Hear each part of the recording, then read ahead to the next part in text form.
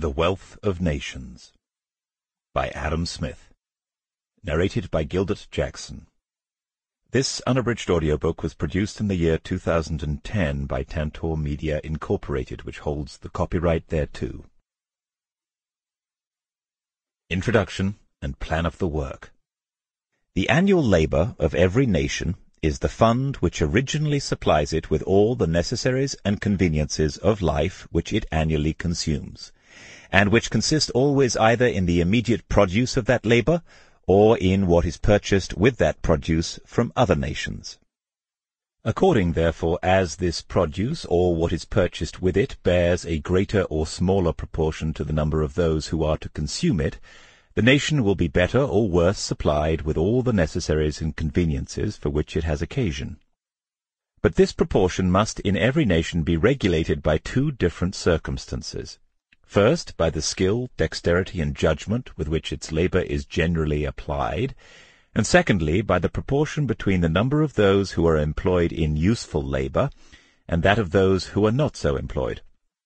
Whatever be the soil, climate, or extent of territory of any particular nation, the abundance or scantiness of its annual supply must, in that particular situation, depend upon those two circumstances. The abundance or scantiness of this supply, too, seems to depend more upon the former of those two circumstances than upon the latter. Among the savage nations of hunters and fishers, every individual who is able to work is more or less employed in useful labor, and endeavors to provide, as well as he can, the necessaries and conveniences of life for himself and such of his family or tribe as are either too old or too young or too infirm to go a-hunting and fishing.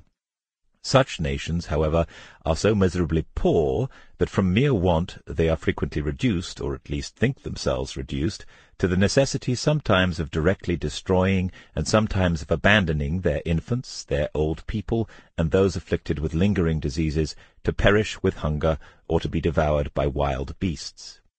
Among civilized and thriving nations, on the contrary, though a great number of people do not labor at all, many of whom consume the produce of 10 times, frequently of 100 times, more labor than the greater part of those who work.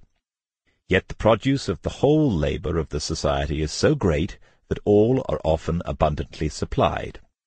And a workman, even of the lowest and poorest order, if he is frugal and industrious, may enjoy a greater share of the necessaries and conveniences of life than it is possible for any savage to acquire. The causes of this improvement in the productive powers of labor, and the order according to which its produce is naturally distributed among the different ranks and Sample complete. Ready to continue?